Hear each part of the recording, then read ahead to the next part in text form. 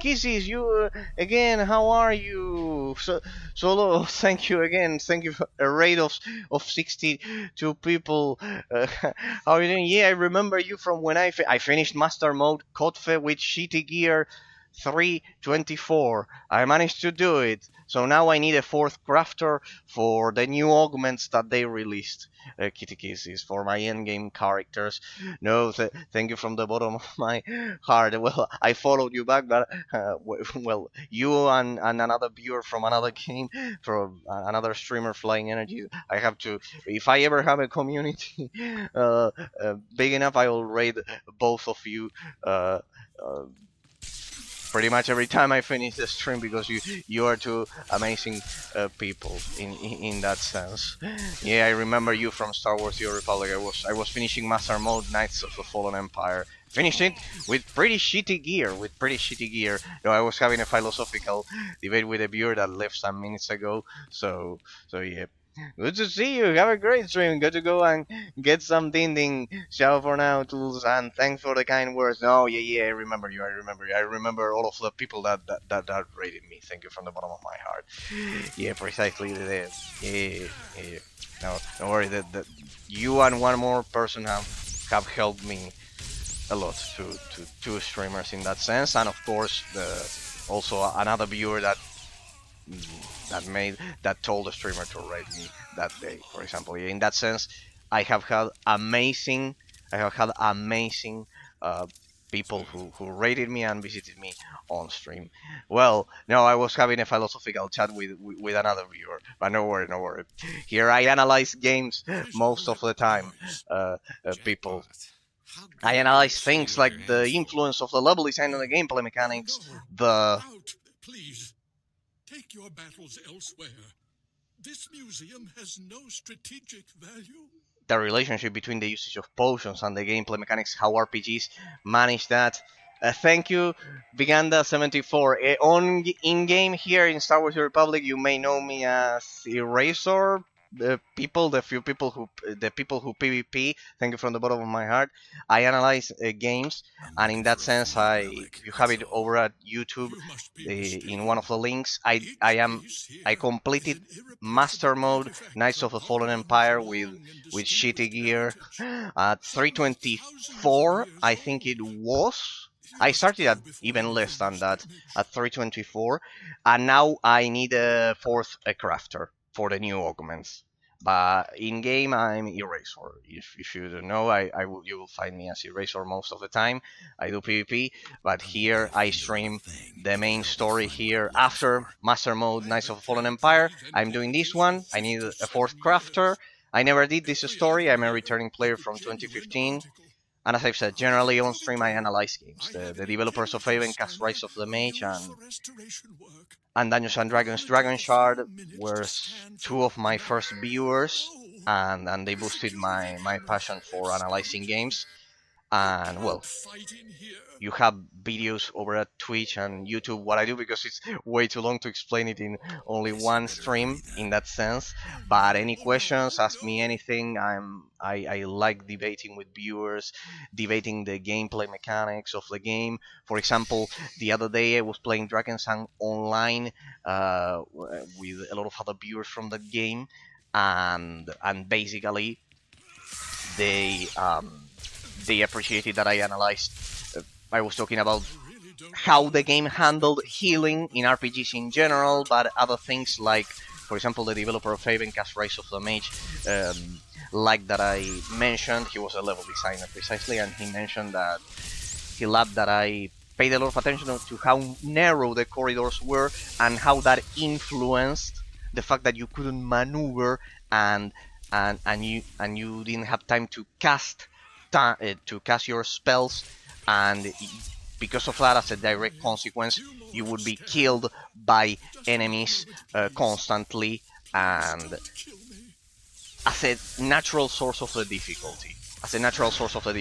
Rather than just increasing the damage that the enemies deal, the fact that the passages in that game or Drakensang Online were so narrow, precisely, you could be surrounded and killed, creating a natural source of the difficulty. For example, those are the things that I look at. You If this have is a fake, all of the where is the real first founding memorial vase?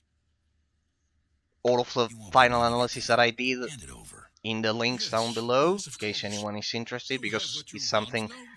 extremely Please long to explain leave. on stream. But ask Please. me anything in that sense.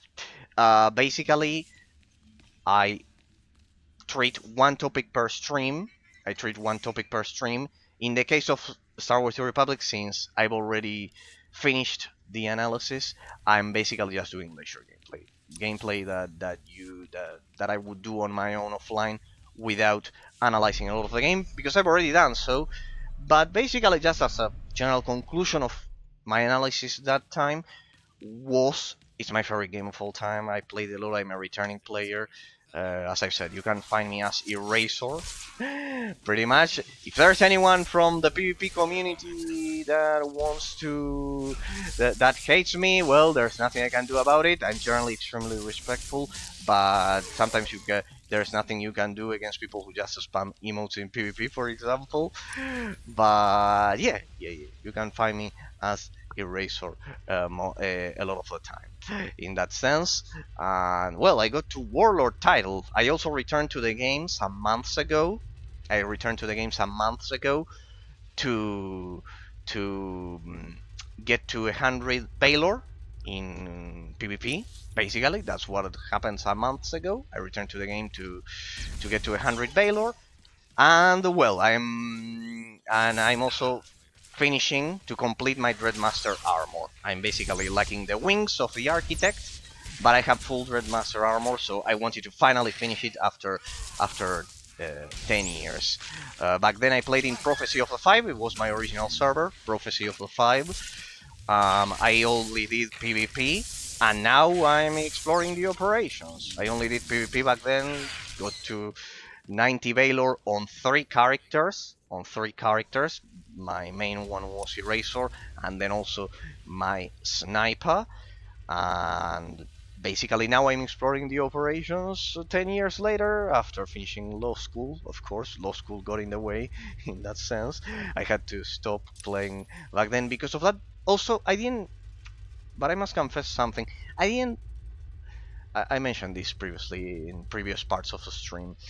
I didn't stop playing Star Wars: The Old Republic because I got tired of it. Because I think it's the best game of all time, because of how versatile it is, because it combines the classic BioWare storytelling style and dialogue, moral choice system, and everything. The aspects of a single player game are perfectly intertwined. I did all of this during the analysis. It was 16, they were 16 days of analysis. That's why now I'm doing some leisure gameplay, because I also need the crafter. But basically, it's the most versatile game I've seen ever. It can work as a single player, like a single player game. It can work like a multiplayer game without any kind of problem. It works. It's so versatile that it works on the PvP department, player versus player, and the PvE department, player versus environment, as well. So that's why I regard it as the best game of all time. It's my favorite game, and you know that it's actually this game was actually meant to be Knights of the Old Republic 3, right? Offline, completely offline at launch. I remember I highlighted this during the analysis as well. You know that really, I'll show you the book, people. Anyone who wants to get it. This is actually the book called Revan. This one that I have right here.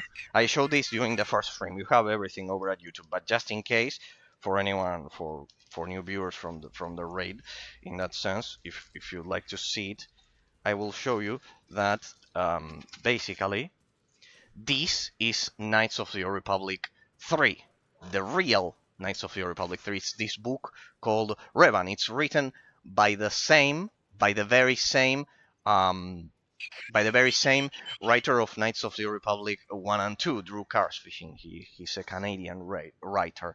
So that one is Knights of the Republic 3, and then this game, the Jedi Knight story, is Knights of the Republic 4, technically. The Jedi Knight story. And then the other ones, the Sith Juggernaut, the Inquisitor, all of those are Knights of the Republic 4, 5, 6, 7.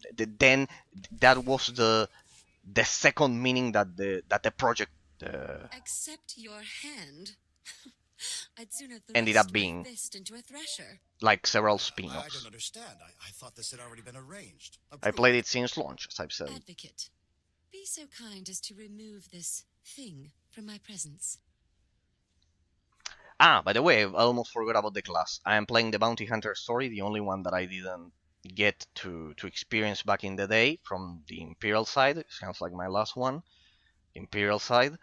And I'm playing like a light side bounty hunter, I'm not your like an bouncer. Imperial trooper, like a hybrid class, I something suppose fresh, insolence is to so be I could expected from one of your sparse renew my interest in the interpolations. game. And as for the As for rest, I'm you, working on the if I max find you augments for here the when I rest of my return, I'll characters. have the cook skewer and baste you. Does this mean I should cancel the ceremony? Okay, there we go. Thanks to the experience boost, we should be able to get there in no time. I also have the... Here, I'll show you. Those of you who are experienced players probably already know all of this, and I'm boring you, and I'm making you bored. But for anyone watching this as a YouTube bot in the future, or anyone else, as you can see here, I need a Chapter 2 Legacy perk there for the 5% endurance for the rest of my characters. It's this one, so I need to finish Chapter 2, and then I also need the... I need Artifice. I basically already have armor mech, cyber mech, and biochem for the new augments for endgame gear. So I only need Artifice, and with that I'll be able to craft the newly released augments. They are ripping us off with the augments now that I think of it. In that sense, they change it every expansion. Like I returned 2 months ago, but I could see all of the ones that they released. Like back in my day, we had only up to purple augments, and well, I've already adjusted to the new mechanics of the game. But it was a huge change. For example, Your uh, attack on House I Alderaan was certainly mentioning, didn't go unnoticed, but you managed not to cause any unnecessary destruction. I was That merits a mentioning bonus, I think. that back when the game launched, if you fucked up and didn't like the class got, you chose the advanced class, you had to stick with your decision at level 10 without even knowing the full skill tree. I remember, for me, the peak update was 2.999 of Star Wars: The Old Republic, without a doubt. Before the skill trees were locked, and you had to kind of like select a whole branch. Back then, you could mix the talents. For example, one of my favorite combination and the most powerful in the game pretty much was uh, a hybrid sniper with engineering and virulence, in which explosive probe was detonated by coal instead of a series of shots. Since coal was much faster, combined with the effects of virulence, it would cause the damage of an explosive probe plus triggering a weakening blast. So it was absolutely brutal. It had a burst like Appreciated, Baron. You'll be certain to see more if you continue to perform with distinction. Let's see what you've discovered. it had a burst. This is an Organa's house tongue. Give me a moment to pass the details. These houses: Thule vassals, Ulgo vassals, House Organa. Duke Corwin isn't just allying with the Organas. He's organizing an entire coalition against the House Thule. Does that thing say where the Duke is? Basically, or we are not? looking for It the next does. target of Chapter But that 2 of the Bounty information is of Hunter. no We are further trying use to to us now. hunt for My cousin is safe within the sanctuary for of one of House the Rist. dukes. If he's under their protection, it's little wonder why the Juristeel Duke always survives. I think I'll make it Rists to the are end a of the family of story today, yeah, assassins who ascended into at a nobility through 4-hour centuries mark, of more murder or and less. sabotage. Duke Corwin is beyond our reach. Does it look like I'm getting cold feet to you? It's your life, Hunter.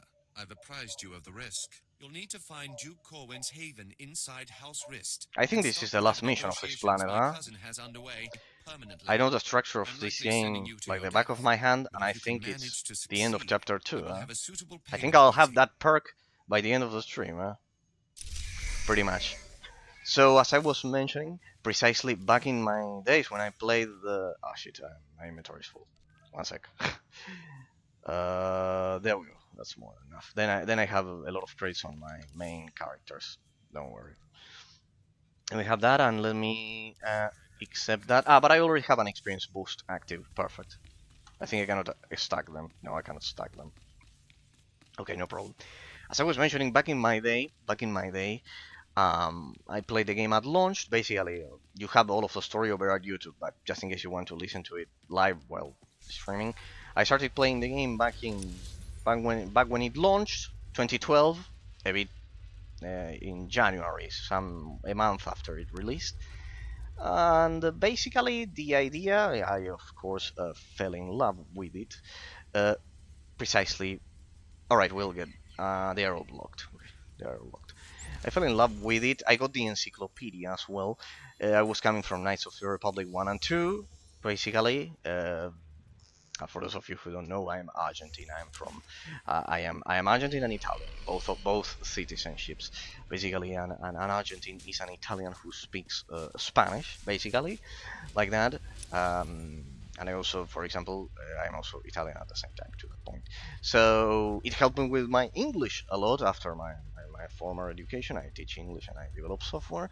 And basically, the idea is that coming from Knights of the Republic 1 and 2, I wanted Knights of the Republic 3 desperately, which was the original idea of this game. The premise was that you were about to face the powerful Sith Lords, more powerful than Revan and the Jedi Exile, and Kreia, and all of the characters from Knights of the Republic 2 themselves. And because of that, it was meant to be an offline game.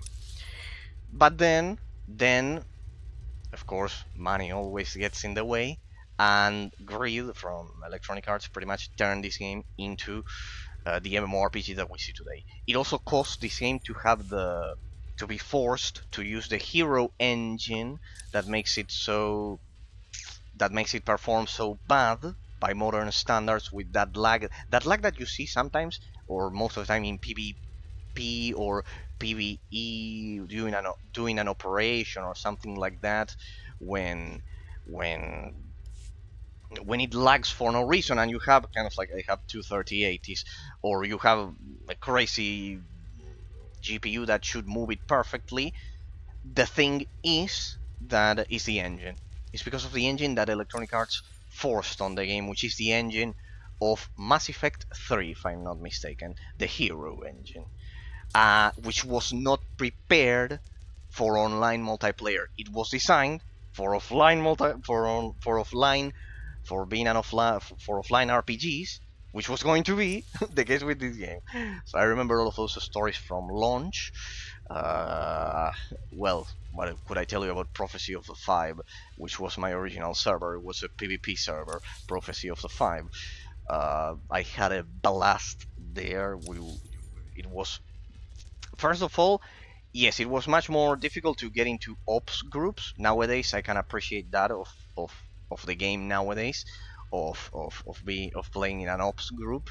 Much easier. Back then, you had to kind of like uh, obey crazy Discord rules, for example, with things like Ventrilo or Mumble or crazy TeamSpeak, things like that. Back then, nowadays you just join a pag, and people explain it on the chat, and pretty much it's much more straightforward. So what I did was PvP all day. It was PvP all day in that sense, on several characters, and it was a blast. You had open world PvP back then on Ilum.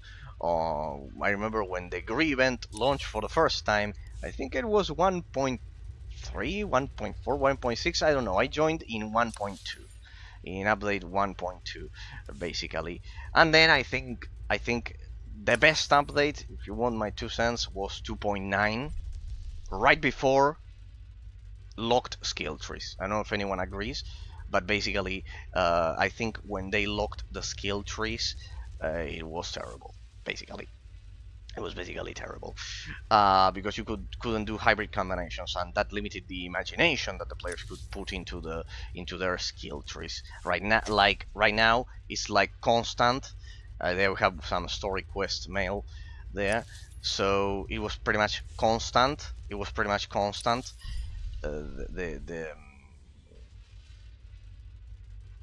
The creativity that you could apply to the game. So yeah, basically my first class was Jedi Shadow. Basically, didn't like it. I wouldn't recommend it to anyone because of the range. Sorry, sorry, Sith Assassin lovers. It's the the dual-bladed uh, class in that sense. Um, so yes, pretty much the I started with Jedi Shadow, Sith Assassin. Didn't like it, not my cup of tea. I didn't like the range and the defensive cooldowns. Then I went with a Marauder, a Sith Marauder. I liked it a bit more, but still didn't like how squishy it was in comparison. Nowadays it's quite OP compared to the Juggernaut. Nowadays everyone rolls a Sith Marauder, but for a lot of time it was a terrible class. For a lot of time it was a terrible class. Sith Marauder, trust me. Like the very few extra points of damage that it dealt, didn't compensate for the lack of defensive cooldowns. In that sense, compared to the Juggernaut. Then I precisely rolled a Guardian. I rolled a Guardian, a Jedi Guardian, and that class I did like. It was the first class that I liked. It was the first class that I liked. We're talking about 2012, 2012, 2013. Then I stopped playing in 2015 because I had to go to law school. But not because I had to go to law school, but also I played other games in afterwards. For example, I played World of Warcraft. Um, in that sense, because I wanted to see the origins of the genre. This game was so good that I felt that I wanted to explore the origins of the genre. But it's not that I got tired of the game, huh? It's not that I got tired. It's that I felt, I don't know if it happened to anyone else, I felt that I was missing out on a lot of other experiences that other genres could potentially give me. For example, uh, games like, I don't know, like Baldur's Gate, the original one, I don't know, Diablo 2. I felt that I was playing this game so much because I loved it, that I was missing out on other experiences. Other experiences. The only thing that I regretted back then not getting was the encyclopedia that I got. I showed it during the first stream. I got it last year. Here, I'll show it to you, people. I got it only last year, 10 years 10 years later. I got it 10 years later. I wish I had it back at launch, but I got it 10 years later, the encyclopedia. I don't know, it's so big that I don't know if the camera will take it entirely, but more or less, there you have the encyclopedia. But I regret not getting it at launch. I couldn't. I tried to. I couldn't. I got it only last year, for example. And well, I could.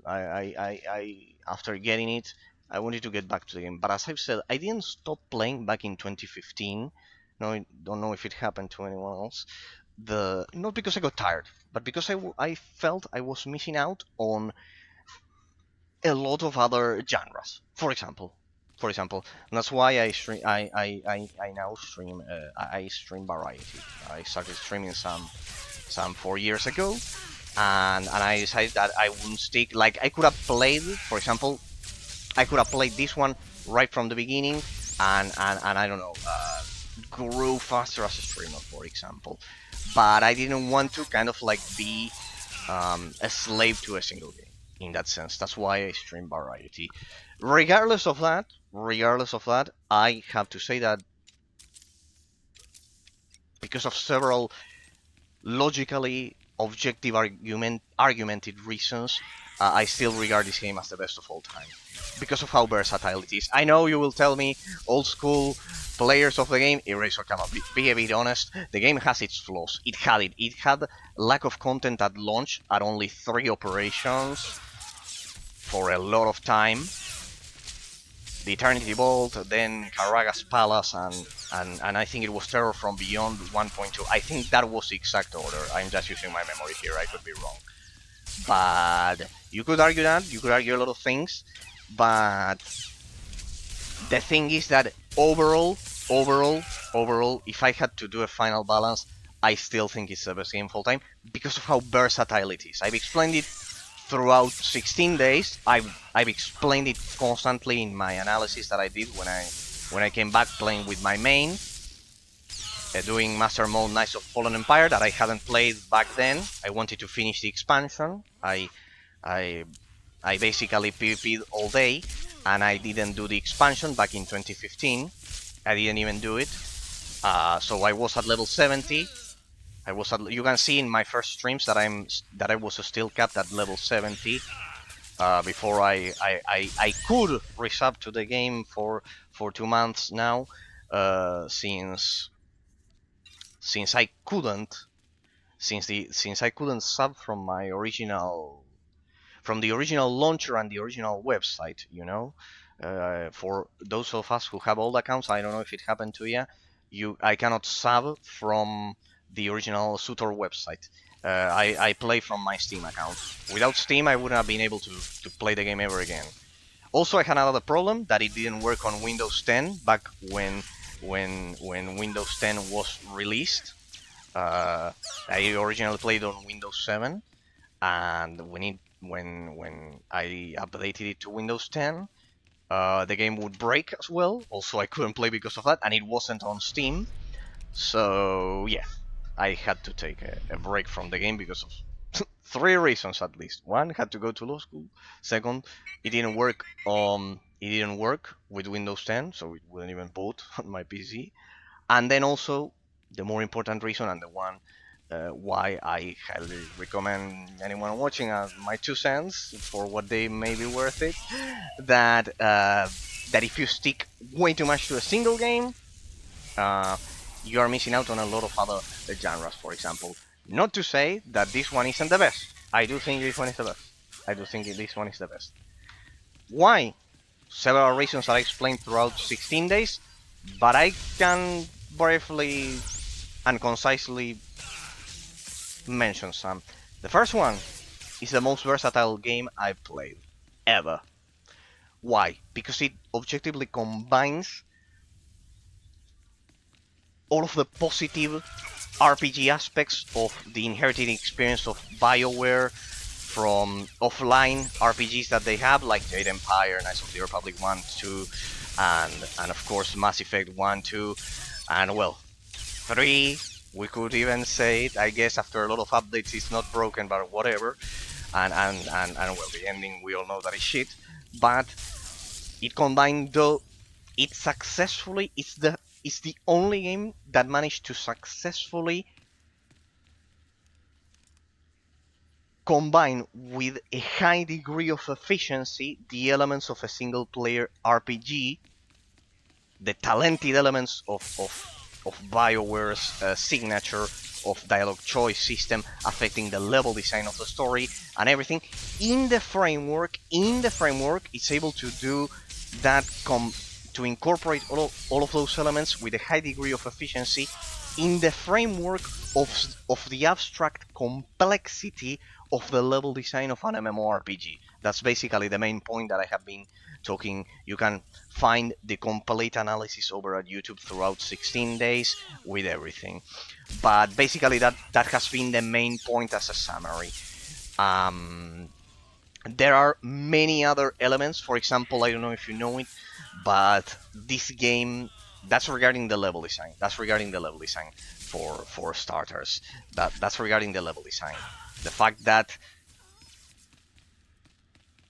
it has the abstract complexity and structure of an MMORPG in which you do fetch quests, contrary to a single player RPG, which, let's say, it's more story oriented in its side quests or fetch quests. I always mention that the naming convention fetch quest is terrible.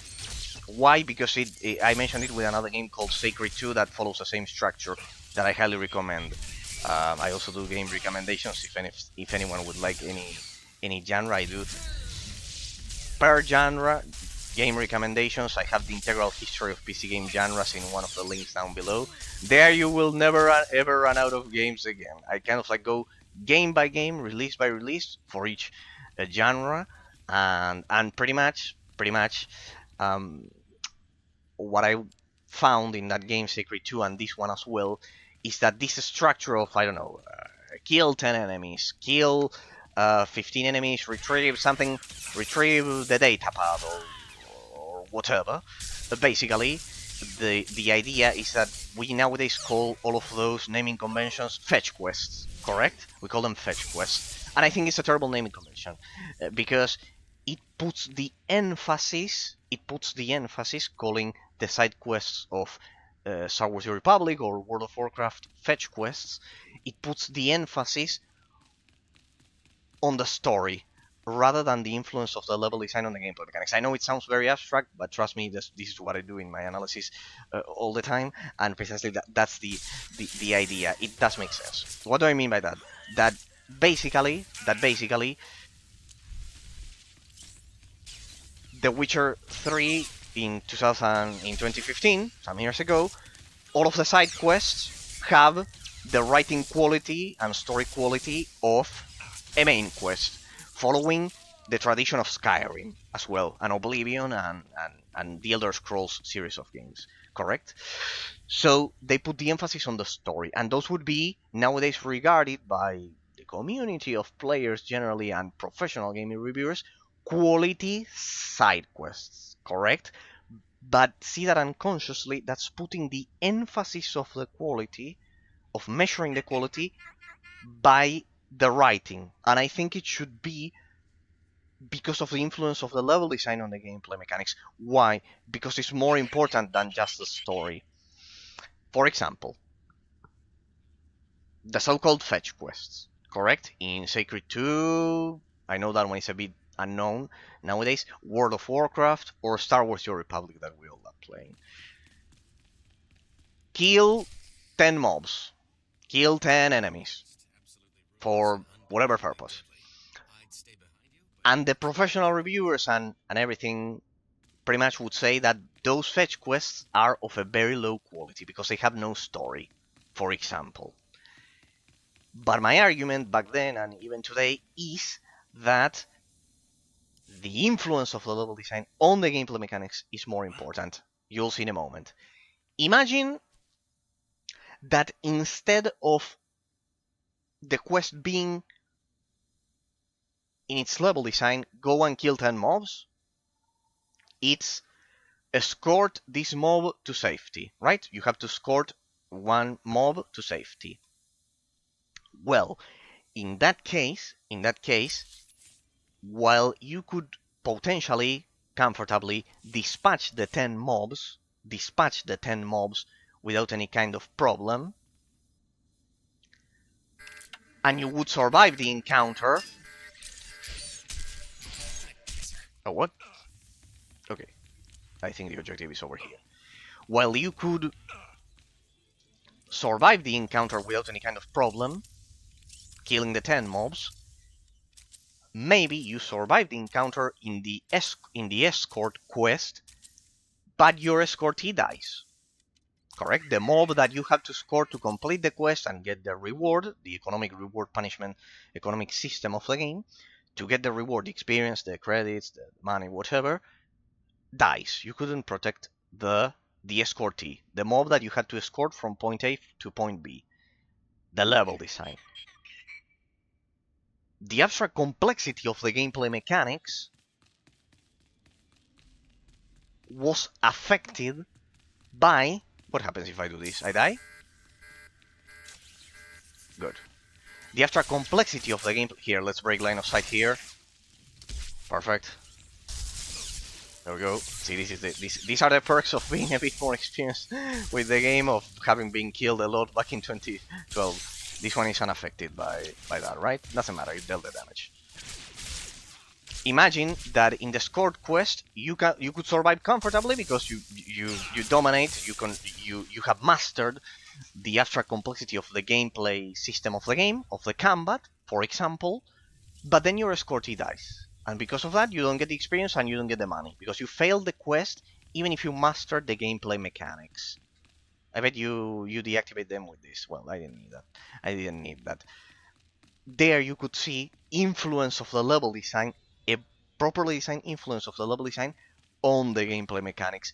Because of how the level design was created, because of the fact that, for example here, being killed by the toxins instead of a mob that couldn't kill me, because of how the degree of efficiency in the influence of the level design on the gameplay mechanics, because of that, a natural source of difficulty is created for the game instead of being artificial, instead of just increasing the damage that the mobs deal to you. For example, those are the things that I analyze.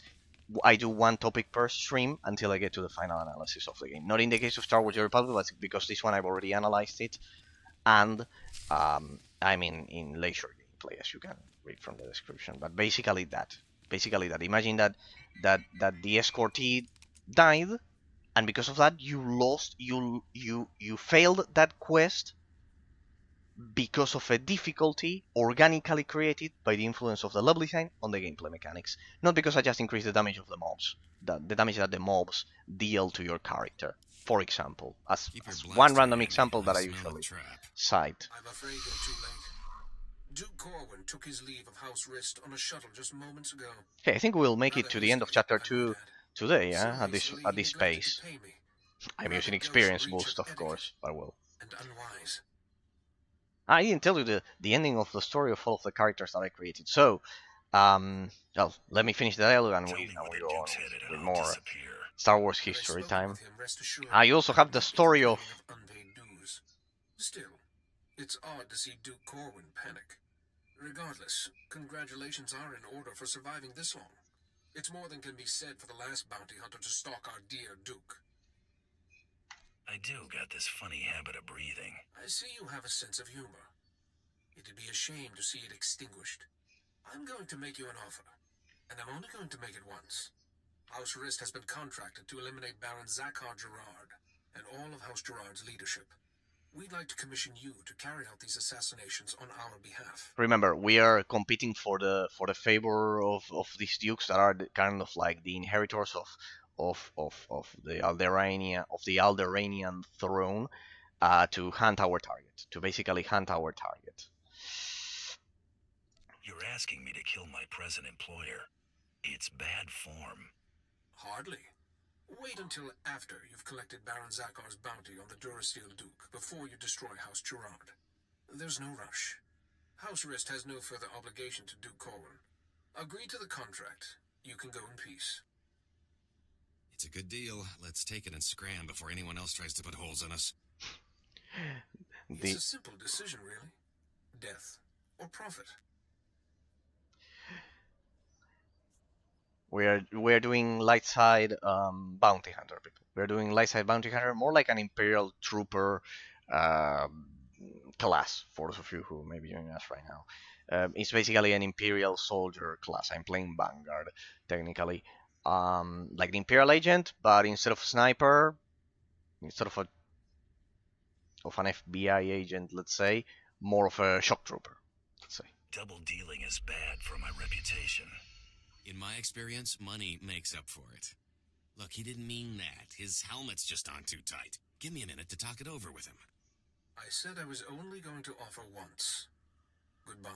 Yeah, I should bring Mako so I don't get disapprovals and low the efficiency with the crew skills. Oh, they are rehashes of Revan's mask, or even the original Battle Master mask, even.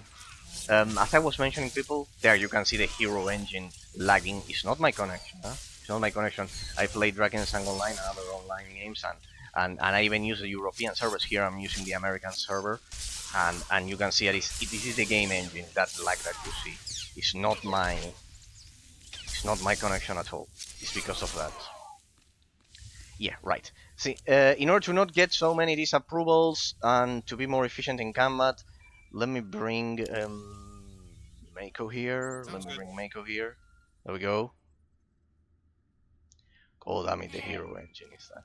As I was mentioning, precisely, um, after the Jedi, the Sith Assassin or Jedi Shadow that I rolled, then I went for Marauder. Also didn't like it. Then Guardian. Can you hear me? I have news. I don't dare discuss the details on an insecure channel. Please return to House Gerard as soon as possible. Will do. Let's go.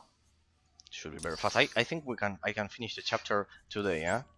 I think I'll get my buff today even. After the Guardian, after that after the Marauder I rolled a Guardian. I basically rolled a Guardian. We're talking about 2013, 2013. I spent the first the whole no, the ending of 2012 because it was half of the year when I finished with my shadow, with my Sith Assassin Jedi Shadow. Then I went for Guardian, but back in the day, the Republic side was completely depopulated. I don't know if you played it back then, people, the game back in 2012, 2013, 2014, the Republic side was usually depopulated. It had low population in comparison to the Imperial side always, regardless of the server, regardless of the server. So pretty much you only had the choice of going Imperial if you wanted to find some people to play. In that sense, there were some Republic guilds, but they were kind of like isolated in comparison to the huge population of Imperial side. So my Guardian also failed, and we didn't have double disciplines back then. I had to re-roll again, and then my fourth character, yes, it's one of I my three mains apologize for now. recalling It's a you Sith here, Juggernaut. but I couldn't risk my cousin catching wind of this discussion. Still, I His didn't like the retreat from range. House Rist is Still, I any didn't like the indication. range. The Durasteel Duke is already running scared, and I'd like him to stay right where he is. It may not be our goal, but crippling House Rist is worth noting. Consider this payment for supporting the Thule war effort. Your whole family is on the Rist's hit list. Thank you for the warning, but I don't think Rist is in any position to strike after your actions. Huh? I like to think What's that the again. meaning of this? I just caught this little rake of yours in a dalliance with my wife. Oh. More like you caught your wife in a dalliance with me, cuckold. Unless you want half of House Thule questioning why we continue to keep you riffraff here, you'll grant me that winter haven of yours. My grandfather's estate? Are you mad? That's half my family's lands. Advocate, kill this petty extortionist, and I'll double what I just gave you. I'm not some common thug to be sent at everyone who annoys you. You can't even command authority over a hired goon. You're pathetic, Zakar. I'll expect that deed promptly. I thought if there was anyone on this damnable planet I could finally rely on, it was you. Rafid, you're confined to your chambers indefinitely. Hope I do not keep you there for the rest of your natural life. Now get out! My life or yours, father? As I was saying, with House Rist unable to protect him, I have no doubt that Duke Corwin is seeking asylum with the Organas. Makes sense, considering how buddy-buddy they've been. The facts support that assumption as well. Thule scouts reported spotting a civilian shuttle headed into Organa territory shortly after you breached House Rist's compound. There's no... Let's go. Let's go, people. Let's go.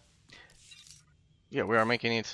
But this is. I'm pretty sure this is the end of chapter 2. I know the structure of this game a lot, and I'm quite sure of it. We are getting to the end of chapter 2.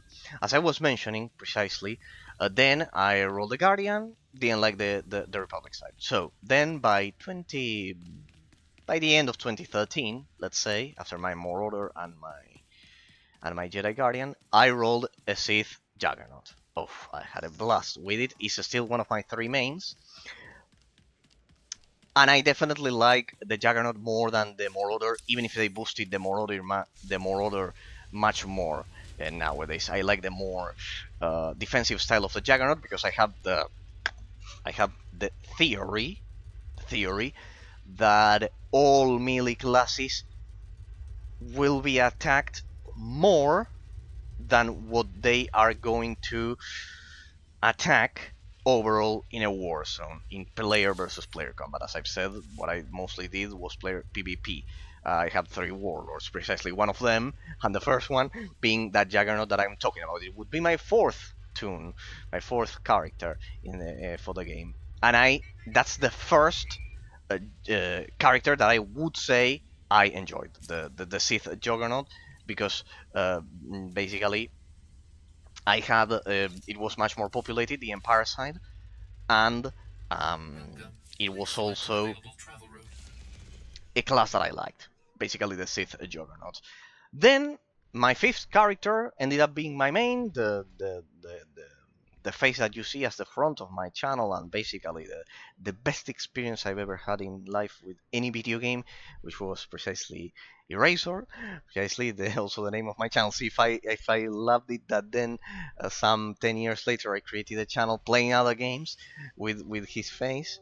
And then now returning to the game, which is Eraser. You can find me in game here in Starforge, either doing PvP or operations in endgame. So offline, I don't stream it. And basically, with Eraser, I got to meet to join a very good guild and my best friend back then from the US, and and and and it also helped me with my English greatly in that sense because there are some things that books the fluency. I was commenting to another viewer at the beginning of the stream, a viewer from Drakensang Online, another game that I'm playing on Tuesdays, that it gave me a fluency that you cannot get from books, for example, and and with my guild is well, they were the name of the guild was Gods of War. They were all lobby characters. I had mastered the game by then because I had pretty much, well, after my sorcerer. It was a sorcerer. Eraser is a sorcerer. It's a sorcerer. It's my main. You will find me in game from time to time, even offline. And then my sniper, and then my sniper Byrak. It was also in Prophecy of the Fight before the server merge. I play with those two, are my two mains alongside my Juggernaut, and I didn't get to play the rest of the classes in that sense. I'm lacking Bounty Hunter, Trooper, the Storyline, and the Scoundrel. I got the other two, the Consular because of that Jedi Shadow, the Guardian, the Sith Warrior, of course, the Inquisitor, the four Force users, the four Force users, precisely, and then I liked Sniper and Sorcerer. I like ranged. I thought about making this one a Merc because it's the last ranged class I would require, but yeah, pretty much I will consider it once I get to the end game. For now, I'll play as Trooper because it's more sturdy. It's easier to progress in that sense. So I'm torn between Vanguard and Commando. I guess always Empire side because it's more populated, as I have been mentioning. So another one of the aspects why I think it's the best game of all time. So you can find me in game as Eraser, and basically it's my main. It's kind of like a Dreadmaster. You cannot miss it in that sense. It's full Dreadmaster, and I'm only lacking the wings. It's another one of the reasons I returned. And basically, then afterwards, after all of those characters, after my sixth character with my sniper and my sword, I joined the guild. It was called Gods of War back in back in 20. We're talking about 2014 already. We are getting to the end. The first server merge had already happened. I started in one called Calf Hound or something like that. But then, fortunately, I went to a PvP server, Prophecy of a 5, and there with this guild, they were all newbies. I was the most experienced out of all of them, basically, and I helped the guild in PvP. Uh, a lot. And in compensation, let's not in compensation, they gave me a gift. Is the mask that you see down here, which is the Dread Guard mask that precisely my sniper and my sorcerer use. My sniper's mask is even more special because my best friend from that guild, Masteran, that I haven't found in game again. A lot of things can happen in 10 years. Basically, my friend Masteran, we two-manned Dread Tooth. We two-manned Dread Tooth over at Section X. Back before the level scaling was a thing. Back then, this game didn't have level scaling. It didn't have level scaling, and you could overpower enemies from lower level planets if you farmed enough.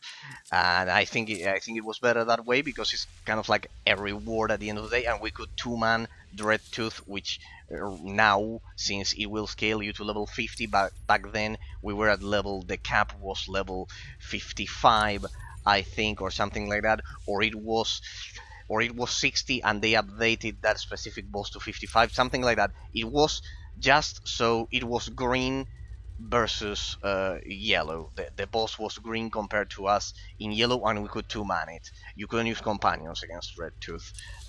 It's over at Section X. I have a pet with my main with it, and well, and the mask dropped again. The first one for my saucer is um, is kind of like a gift from my guild that I asked them for it after helping them a lot in PvP, and it's a special for me because of that, because it has sentimental value. But the second one with my sniper is even more because we two-manned Dreadtooth with Masteran, with my best friend. See, I still remember the name, and a lot of things happened 10 years later. I still remember the name of his tunes, Masteran, all of those. Um, and basically we PvP'd all day, and we got to farm to two-man Dreadtooth. It was originally to get the mask for him, but you know that when it drops, you can have it and you can trade it to him, and we thought that even if I got it, because I got it because of the random loot because it's random, then you can trade it, but only once. So be careful with that. The Wings of the Architect, the Crest of the Dreadmasters, and the Dreadguard mask, you can trade it, but only once. I didn't know that. We didn't know that. And it dropped to me. No, it didn't drop to me. I let him grab it. But he wanted it for an alt, for another character than the one he used to get it. That's the thing. He gave it to me until he would roll the other alt, and then I couldn't give it to him because the alt was outside of the ops group of the group that killed the boss. That's the thing. There are some drops in this game. We didn't know shit back then, back in 2014. We didn't know shit back then. And I told and he told me, get the mask, get the mask. I will roll into my ult, and you will and you give it to me because I already had it on other tune. It was meant for him. I wanted to help. I helped him get it in that sense. So the problem was that you needed to that the drop only works if you're inside of the group, and the ult, of course, wasn't because it was offline, and I couldn't trade it back to him, and that's why my sniper has that special mask. There. So if you want to do a gift to your friend, and then we tried farming it and etc. And well, and we tried farming it, and at the end he said that we couldn't kill him because we killed him at the exact health in 2 man, and we couldn't form another team. And sadly I remember he couldn't get the mask, and he told me precisely when I told him, damn it, I feel so bad that you couldn't get it. I was trying to form a new ops group to give him the mask, and he said, nah, drop it. My gift has been playing with you because you are a great guy," he said, and well, that warmed my heart. And well, then we spent a lot of time together. I tried to get him the mask constantly, and maybe he could have gotten it with another group, but yeah, in my case he said, "Nah, with you, we just pre man, and we have a great day in that sense." So those amazing experiences are the ones that make this game quite amazing for me, unique. But I can also give you logical reasons, as I was mentioning. People, I can also give you logical reasons, because you could say, well, that's only nostalgia. At the end of the day, it's because of the experience itself. No. Besides what I mentioned, that it's a perfect. This game is the only one that perfectly intertwines a single-player aspects of RPG games and the MMORPG games because of the dialogue choice system and everything. I can give you other logical reasons. For example, what I was mentioning some minutes ago and I forgot. This game actually, you know that it uses something called. I explained this in one of the first streams that I analyzed. You have the whole history of the development of the game and everything. The whole history of the development of the game and everything. In the first streams, I always do that. Then I do the genre classification, and precisely in the genre classification, I mentioned that one of the great things of this game is that it's actually Dungeons and Dragons 4.0, you know? Oh, there's another guy here. That is precisely Dungeons and Dragons 4.0. I don't know if you know the story, people. One of the most important aspects of the gameplay mechanics is that this game is actually Dungeons and Dragons 4.0. Contrary to what happens with Dungeons and Dragons, I explained all of the differences. Like the strict rules you see here is because of those inherited rule set, basically. But it's the opposite of what you might think that happened. That this game copied the tabletop. It is true that Dungeons and Dragons 3.5, the classic system that Baldur's Gate 1 used for the core abstract complexity of the gameplay mechanics of doing real-time with pause system, was copied from the tabletop game. It is true. Baldur's Gate copied all of its rules and combat and everything from Dungeons and Dragons 3.5. But then World of Warcraft is released, and it creates Dungeons and Dragons 4.0. It's the opposite of what happened with 3.5. In 3.5, I mentioned this you have all of the streams over at the YouTube Vault down below in the panels if you want the most detailed explanation, because I kind of like take 2 hours, 3 hours explaining the whole process of how it went. But basically it's like that. Originally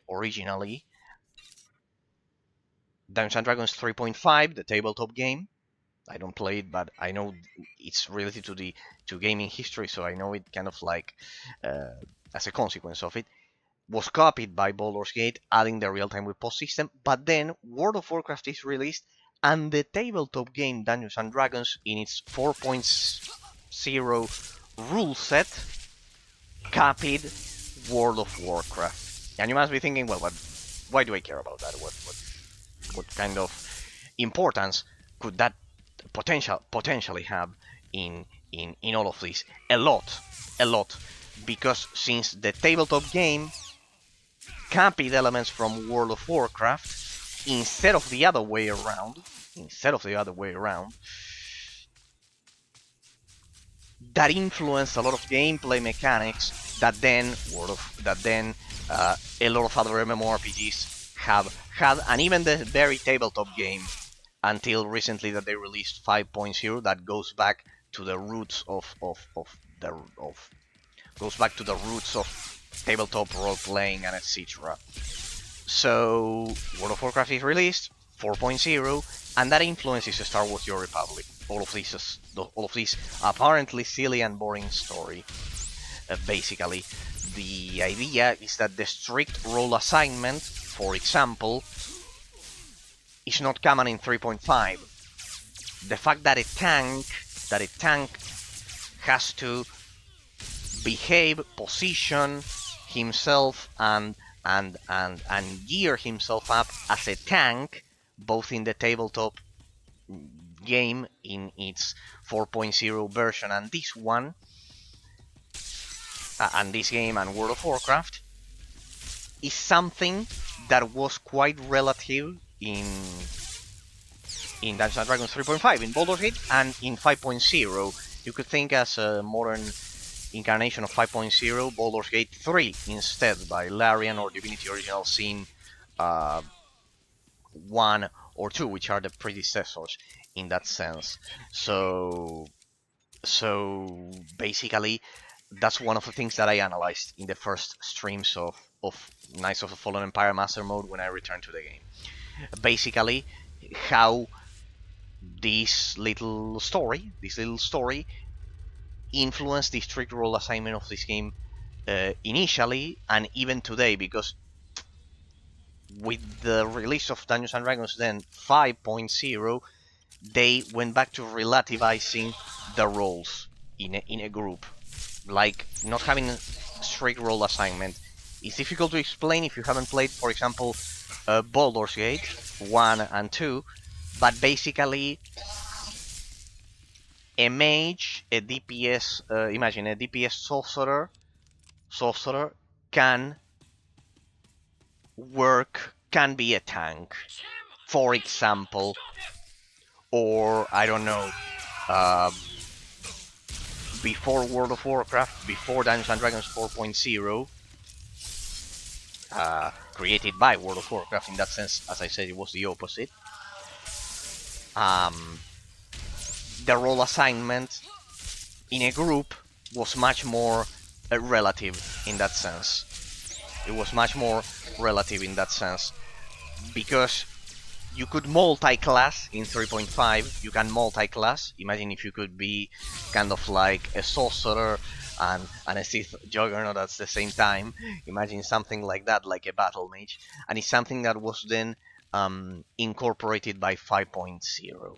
And those rules from the evolutions of the tabletop game then influence all of our beloved video games. As I said, I don't play Dungeons and Dragons in tabletop mode, the tabletop game or anything. I've never done it, or anything, and I'm not interested in role playing or all of that shit. But I care about the influence on the gameplay mechanics that all of these things have had, because then they logically explain why this game may be so good. The second reason, besides the perfect way BioWare Austin combined the elements of a single-player RPG, is what I'm mentioning, that this game has a strict role assignment. A tank has to be a tank, a DPS has to be a DPS, and a healer has to be a healer for the most difficult content of the game, namely operations or whatever. You can get away with flashpoints. You couldn't get away back in the day, but now they designed kind of like role neutral. They made the flashpoints easier. They weren't that easy back then. They made the flashpoints easier, so you don't have a strict role assignment. Now that's why I'm against those updates that destroy the core essence of the gameplay in that sense. Because precisely one of the most fascinating things of this game is that it follows that strict role assignment, or it did so originally for most of the content, and now only for the operations. Let's say. Why? Because that adds a complexity to the gameplay mechanics that you simply don't get in Dungeons and Dragons 3.5 or 5.0 that you can potentially find nowadays in that sense. So yeah, pretty much. You will see that that strict role assignment is one of the huge reasons I've highlighted, in case you watch the series as YouTube Ball, as one of the most interesting aspects that Star Wars: Your Republic, World of Warcraft, and all of the tab targeting combat MMORPGs provide. And I'm not mentioning tab targeting randomly, because that's the third aspect I mentioned, and many more. But the most important ones I'm mentioning. The tab targeting combat that you see here that nowadays is sadly so forgotten because we moved to more combat oriented MMORPGs since the popularity of Skyrim, for example, and also Terra, the Exiled Realm of Arborea, that one influenced a lot because it brought the combat system of Skyrim, in which you have to aim to the genre. In that sense, um, I think the tab targeting combat system of Dungeons and Dragons 4.0 has a lot of aspects that make it unique and the highest point of abstract complexity. In that sense, how the skill tree is designed in this game, I think is the highest point of abstract complexity of the 4.0 Dungeons and Dragons system because of how the passives are affected in that sense. For example, you cannot see it here, but something kind of like new to me because I'm just started playing this class. But for example, I could already read that, for example, this suppressive hit, that shock strike, this ability, the strike disability with this perk, back then it was kind of like a complete skill tree that you have to pick not only one from three choices. You had to spend your points one by one. Quite old school. That's why I think 2.9 was the best expansion, and you can combine them.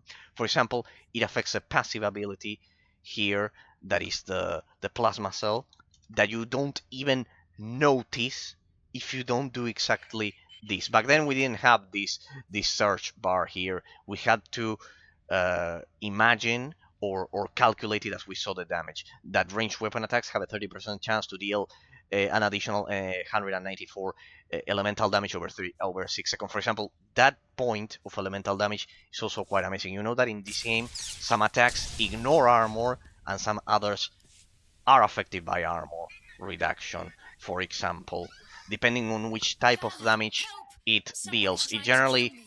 generally new players, that's the most difficult Wait! thing to Don't shoot. I'm not who you to think I am. damage the Look! hero engine. See? Stop it. There we go. There we go. Shader caching. There we go. The types of damage is one of the most subtle things that, for example, new players don't. Is one of the first mistakes that new players, for example, make, and not understanding that some attacks penetrate armor, that they ignore armor, and some others, for example, are affected by the 10, 20, or 30% armor reduction or whatever, depending on the class. I remember it was one of the most fascinating aspects of the game, the how they handled the type of damage in that sense, how they handled the type of damage um, with the internal reduction and the armor rating reduction. Back then, also, mastery didn't unify the different main primary stats for each character. For example, the Juggernaut used strength, the Sith Inquisitor used willpower, I think the Sniper used aim, and of course I don't know, and I think it was cunning for the bounty hunter, or was it the other way around? I think it was cunning for the sniper and aim for the bounty hunter. I can't remember, but well, the fact that the stats were kind of like split in four added even more abstract complexity to the gameplay mechanics. In that sense, instead of now being unified in mastery, also the crit rating was split into crit and surge. That is now unified in crit, which is one of the these are the most blatant differences that I've seen since I returned 2 months ago. Uh, Guess nobody told you the bait gets eaten. No! No, please! Don't! Huh? Boss, behind us. Take him down! Hold your fire. There has been enough needless killing today. This is a misunderstanding. I am sure we can reach an agreement without further bloodshed. You've got my attention. The impersonator you've been chasing is Lady Muriel Corwin, the Duke's sister. If you want to see the Duke, you need only look there. The real Duke Corwin died almost a month ago while visiting to negotiate a treaty. Even using Kolto suspension, our attempts to revive him have ultimately failed. All we've managed to do is delay his bodily death. So convenient. So they they brought this idea from the owner of Disney getting frozen in the in the in the last. What's going on here? What the? Why is it trembling? In the last floor of his company. I need that body. Since you're more than capable of taking Duke Corwin from us, we won't resist under two conditions. Leave peacefully and speak nothing of this deception to anyone. Looks like we're Seems finally catching a lucky reasonable. break. Will you agree to those terms? Sure. The Duke's the only reason I'm here. Keep your word, and I walk out nicely. He's yours, bounty hunter. Just go in peace. Goodbye, brother. You make sure he gets the proper burial. It's incredible how this game also revolutionized. I mentioned it as part of the analysis. It's just there are people that I cannot synthesize. I cannot pretty much I cannot synthesize. I cannot briefly describe the talking points that I did throughout 16 days. But basically, in a whole stream, I talked about how expressive the characters are and how um, how professional the voice actors were for this game. Believe it or not, for example, I remember the legendary moment in which I have to obtain the corpse. What am I doing? I mentioned Google, Swtor, Barras. I cannot break him. If you don't remember that moment from the Sith Warriors storyline, in which Darth Barras starts, I cannot break him, apprentice. I cannot break him. It's an absolutely glorious moment. And when you start, you say, the Sith warrior says, "What a pair of lungs you got there," and Barra says, "Mind your tongue, or I will cut it out." Or he says, for example, who you can say a Sith warrior, "What's going on here?" And there's a problem. Is there a problem? And he would say, "Of course there's a problem here. Who would ask such a stupid question?" So yes, basically, do I have to click on the corpse? Well, never looted a corpse in this game in that sense. Oh well, that's quite sinister. But yeah, I guess the bounty hunter story as a whole, all of them are sinister in that sense. Very well done. But yeah, that's the idea, people. That the voice actors for this game were extremely professional. The voice actress of Beth specifically was the most professional of them all. Some minutes ago, you know which one I stumbled upon? The voice actress of Ventress from Star Wars: The Clone Wars 2008. With she had a minor character here called the Lady of Pain in the Bounty Hunter storyline that I hadn't seen in the other stories, and it was also a Ratataki, a bold white Ratataki woman.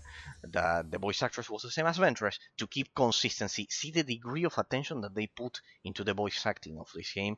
It's amazing, especially the main stories. The main stories, that what they now call the origin stories, which was the original game up to level 50 in that sense. But all of them extremely talented in that sense. Um, I would give the edge to Barras. I think Barras was amazing. For example, only behind the best out of all of them, which is the voice actress of Kreia in Knights of the Republic. So that one, I think she's still alive. In case you don't know, people, the voice actress of Kreia. She's 80 years. She's 80 years. She's British, and she's still alive. And she's still alive, fortunately. The voice actress of Korea. I think that the voice acting of Korea was the best ever done in all video games. I think it's the best one ever done.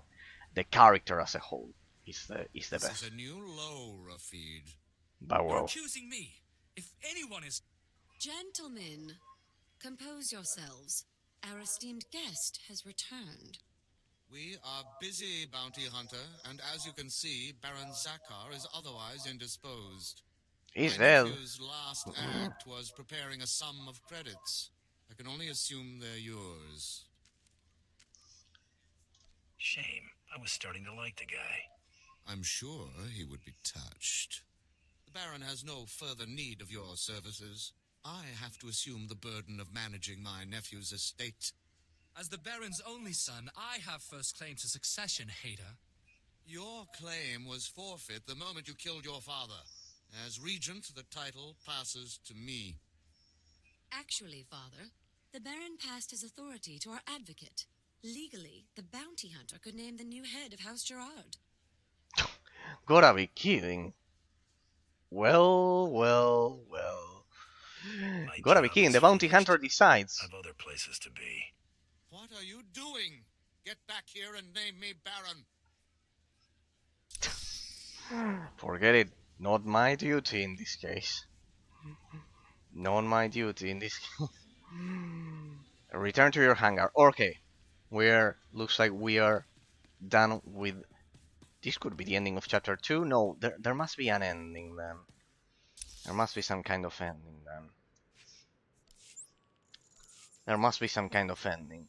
Because you generally have a boss fight when you finish 2 planets. That was the structure of chapter 2. We can do the ending of chapter 2. And then start chapter 3 next time. So I'll finish by the end of the next stream, people. I think. So as I was mentioning, the most talented voice actress I've seen is definitely the one that played Kreia. She's still alive, fortunately, as I've said, and I think it was the most talented one. Like the character of Kreia, the voice acting feels perfectly in sync with the expressions that the character makes, like perfectly throughout the whole game, like consistently and perfectly in that sense. But not to say that this one doesn't have a lot of didn't have a lot of talented voice acting. That's why I mentioned that's one of the other talking points as to why I regard this as the best game of all time. The fact that the voice the characters act according to their personalities perfectly. Like the fact that this game is used for role playing by a lot of people without paying attention to the gameplay mechanics. Better watch your back. You looking for trouble? No need to be alarmed. I'm only here to deliver a message. Is It's proof. unfortunate that our individual arrangements had us at odds earlier, but that's simply the nature of our business. My master wishes to ensure that there's no ill will left between us. Since you asked so nicely, I'll consider it. Please do. Hostilities between us would be an unnecessary expense for everyone involved. House Rist will no longer interfere with your affairs. News Taro Blood will not take graciously, I'm sure. He fronted a considerable sum to ensure his rivals were dealt with. I imagine he'll threaten some reprisal, but I think we both know what Taro Blood's word is worth. Like you can see even with secondary characters like this one how good the voice acting is. Like you can feel that the characters act according to their personality first, and the quality of the voice acting helps to that. For example, when a character is scared, it sounds like that perfectly. Also, while I'm not showing it because of license issues, I cannot play copyrighted Disney music. You get banned over at YouTube in 2 seconds. The orchestral soundtrack of this game was absolutely brilliant. Is absolutely brilliant. The original one, especially with all of the original tracks, I highly suggest you listen to it because it has an amazing orchestral soundtrack. Most of the music that you listen to in game is part of that soundtrack, but it doesn't have the complete tracks. They are mostly cut into pieces depending on the situation, so you cannot appreciate how incredibly well designed it is in that sense, people. But yeah, as a reminder, once again, before I shelve it again, before I save it again, here you have Star Wars: The Republic Revan. In case you like this game, this is actually Knights of the Old Republic 3 between this game and Knights of the Old Republic 2. This is my copy. I imported it right from the US. It's in English in that sense, and pretty much the the idea is that this is Knights of the Old Republic 3. This is Knights of the Old Republic 3. Here you have what happens right before this game, and then the Jedi Knight story of Star Wars: The Old Republic is Knights of the Old Republic 4. I would play, if I could go back and play this game again, the first one, the first story I would play, it would be the Jedi Knight story, because it's perfectly Knights of the Old Republic.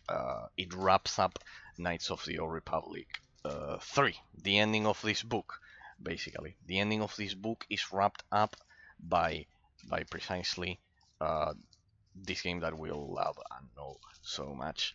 And then you can play the other stories as precisely spin-offs, as a spin-offs, in that sense. The Wrath, the Imperial Agent, the Bounty Hunter, the Consular, everything, you can play them as a spin-offs. Then that's what I would do if I could experience the game again from scratch. I would do that. I would first read the book, play Knights of the Republic 1 and 2, read the book, then Jedi Guardian as Knights of the Republic 4, and then you do the rest of the spin-offs. But the only one that is actually the ending of that book is it's the Jedi Knight, it's the Guardians story, the Jedi Knights story. So I would play that one first if I could discover this game. If I would discover this game again 10 years later, I would do that without a doubt. I would do that. Okay, people. Okay, we'll see if I get a final boss. We do the final boss, and that's it, because I want to see if I can finally unlock the endurance buff for the rest of my legacy. I want to see if I can finally unlock the endurance buff for the rest of my legacy. I want to see that. I need that, and I need this one as a crafter. In that sense. In that sense. Okay. Once again, thanks to Kitty Kisses for the raid today. Always thanks to Flying Energies for every time he visits the stream. District, Bane Death, all of my great friends from both Star Wars: The Old Republic and Drakensang Online, from Drakensang Online as well. Special thanks to Discord members and new Twitch followers. Thanks Big Panda 74 for being the 42nd I think it was 42nd follower of the channel. Thank you from the bottom of my heart. Or 43rd, I think it was 43rd follower of the channel. 43rd follower of the channel. Thank you from the bottom of my heart. We are close, only 7 people away from finally getting into affiliate territory status in that sense, with our great metaphysical analysis people. So I highly recommend, if you just discovered the channel, to check out the rest of my analysis, because I cannot convey in the last hour. I think the rate was right in the 3rd hour. I cannot convey all of the crazy metaphysical stuff that I analyze about the games, and the rest of it. What I can offer you as warranty is that 2 of my first viewers were the developers, the level designer of Havencast Rise of the Mage, and the main enemy designer of Dungeons and Dragons Dragon Shard, is what I can offer you as proof of how of why I have had a previous 40 friends loving my analysis, is what I can tell you. And that you can find me in game as Eraser most of the time. I PvP and do ops in that sense. It's been confirmed that Irido's son was disqualified in his sleep weeks ago. Oh. Guess he got sloppy. Welcome to the final round, Hunter. Contact your handler when you're ready to proceed. Good hunting. Can't wait to see what's next. I know. I can't tell if I'm excited or terrified. Looks like someone's been trying to get through. What do you bet it's Krista waiting to talk our ears off? Come on, I won my buff. Who you are, Hunter. You have made an enemy of Taro blood. I won my buff for the rest of my characters. To discuss ways to eliminate you from the Great Hunt. I am sending you the coordinates of that meeting. I do not know how long they'll be there, so I'd suggest haste. What's your interest here? These Mandalorians chose not to participate in this great hunt so that Tara would have a clear shot at victory. This was a dishonorable act, unworthy of our traditions. It should not go unpunished. Tara robbed you of your allies in this competition. It seems only fitting that you return the favor. I don't need to stoop to his level. Hunter, we Mandalorians believe in blood for blood. This will be dealt with honorably. Go to Nar Shaddaa. Confront those who have dishonored you and my people. Show them Okay, what it we'll do means this to be a boss then. true warrior. Okay. That was Hedar Soong. I can't believe it. You know him? A hero of yours? Soong was the youngest bounty hunter ever to win the Great Hunt. Ah, But that was over 65 years ago. 65. He had an amazing career. Most of the crazy hunter stories out there are attributed to him. He's what bounty hunting is all about. If Soong wants to help us, we should seriously consider heading to those coordinates. Let's do it. It looks like the final boss, or chapter 2. Do I get look at this, people. Look at this. Look at this. Look at this. Completely all Imperial storylines on Alderaan. Since this is my last Imperial class, I'm getting that every time I finish every time I finish a storyline on a planet, because it's my last. It's pretty much my last. Hang on. I mean, I have to clear up my inventory a bit. Okay, we will do that one because I think the buff is still not unlocked. It's still not unlocked. I want to finally finish the. I want to finish chapter 2. I want to have chapter 2 concluded. Chapter 2 concluded 100%. So we'll finish next time, huh? We only need chapter 3. Pretty much. Let me get to my stronghold for a sec, people. You'll see well, you can see this is the Race of Sith Academy. This is my main stronghold. I can show you my stronghold as an extra detail before we get to finish chapter 2. I want to see if it provided the buff for the rest of my toons. I think I will have a holocron out of place because I looted it only yesterday from an operation, but no worries. There will be only one holocron out of place. You'll see how nice my stronghold is. Welcome to my stronghold, people. Welcome to my stronghold. I generally only show this offline to my friends of my PvP group and etc. You can see this is my stronghold. Here I have a library. Quite nice library. And you know what's the best part of this stronghold, people?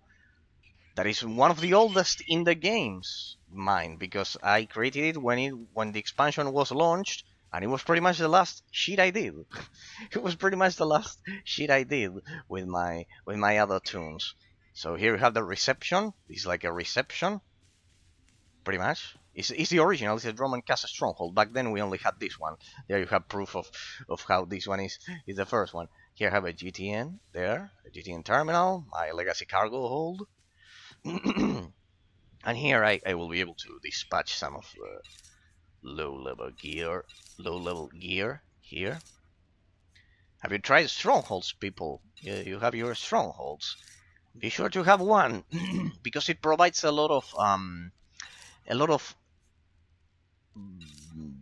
bonuses that can help you with the game. For example, you can not only that you can complete dialogues. I will keep the prototype once like that. No, but this is a power focus. I will need it. I need to send back all of these. This is the problem. That's why I'm still keeping my legacy gear there. Here, I'll show you my cargo hold where I have all of my stuff. Here I had some more complementary XP boosts. Here I have my dice, everything, my crafting materials, and here I should have an empty bay, the fourth one for this one. So we move those over there. So I'll leave everything ready for next time, and we'll do the boss. I'll show you the rest of the stronghold in a second, people. Do not desperate. Don't there. There we go. I need to sell this one. Let me organize it a bit. No, I don't have to sell it. I have to. Let me sell this one. This one. There we go. Repair my gear.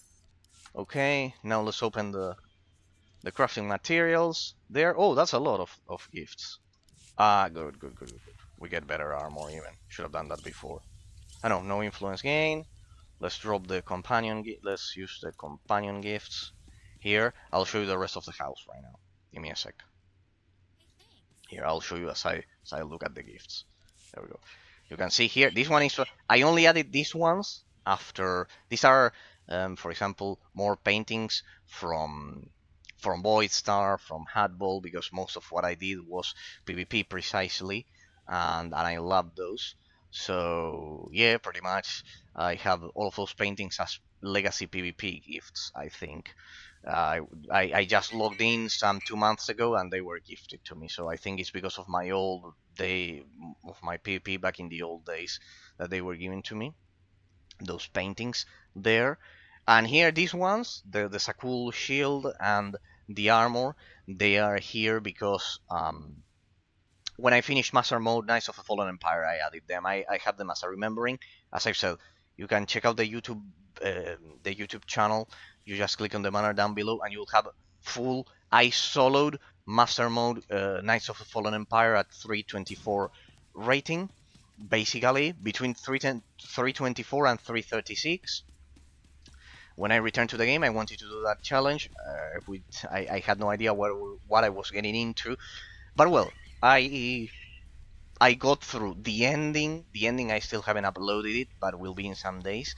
The ending against Arkan, he did one hit kills, and I could finally beat it.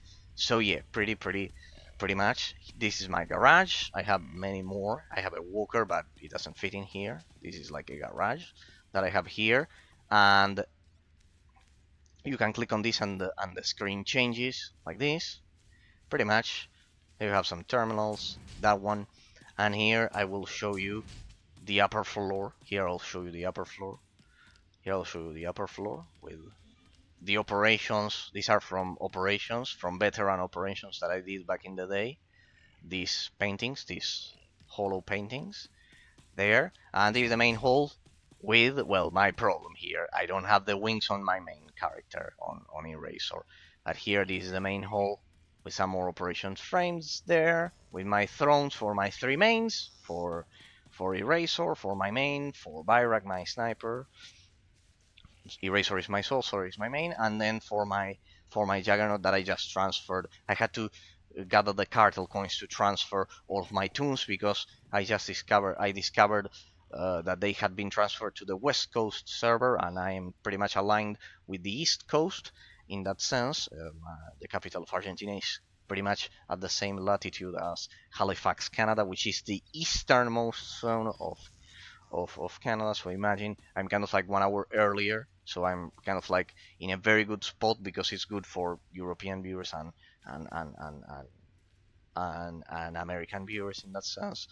So basically, that's the thing. It's in between Europe. It's like in between Europe and the US. So in that sense, it's just 4 hours more most of Europe and one earlier than the US in that sense.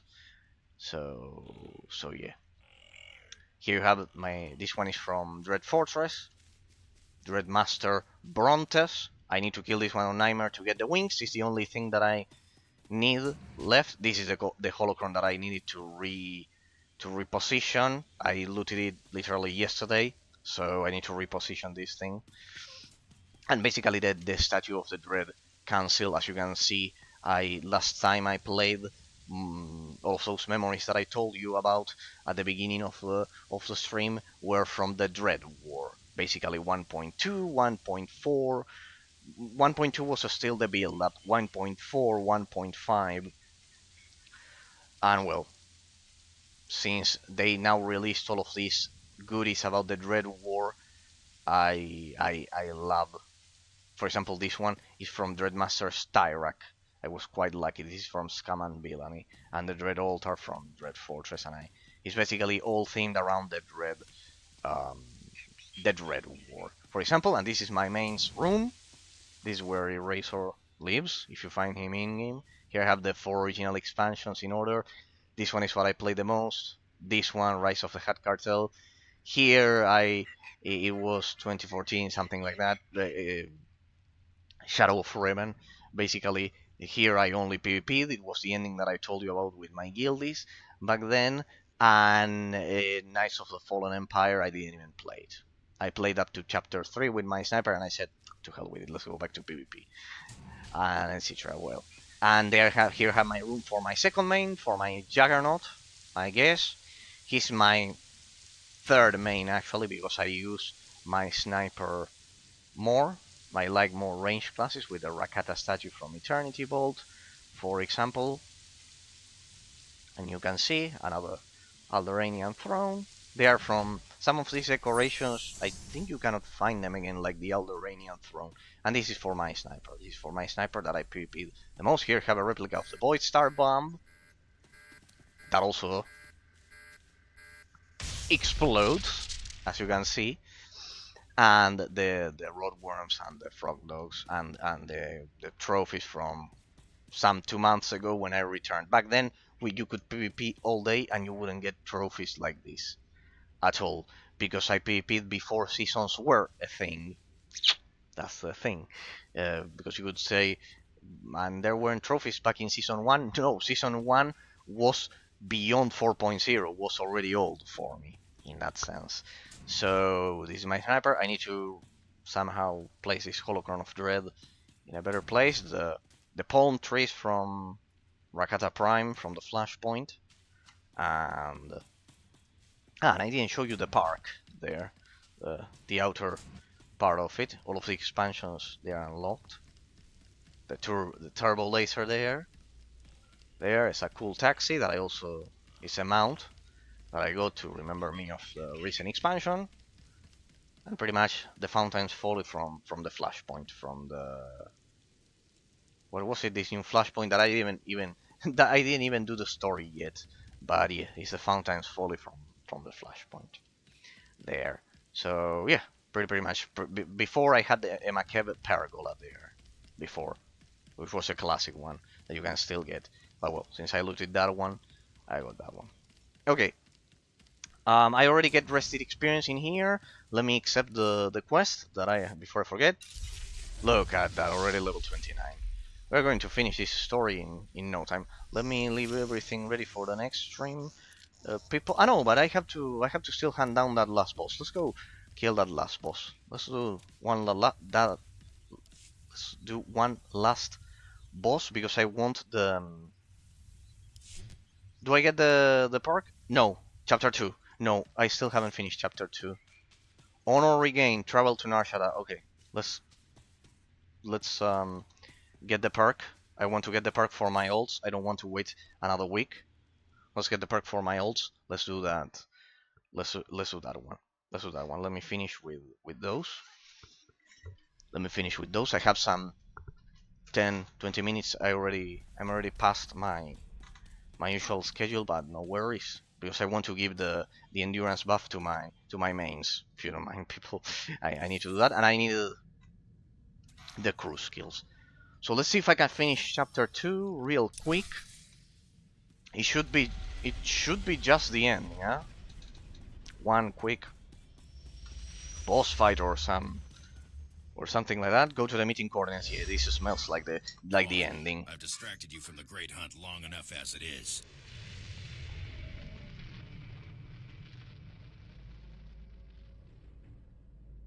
Yeah, better to finish it so it's in the same stream, because otherwise I will start with the final boss of the previous chapter, the next one on next Thursday, pretty much.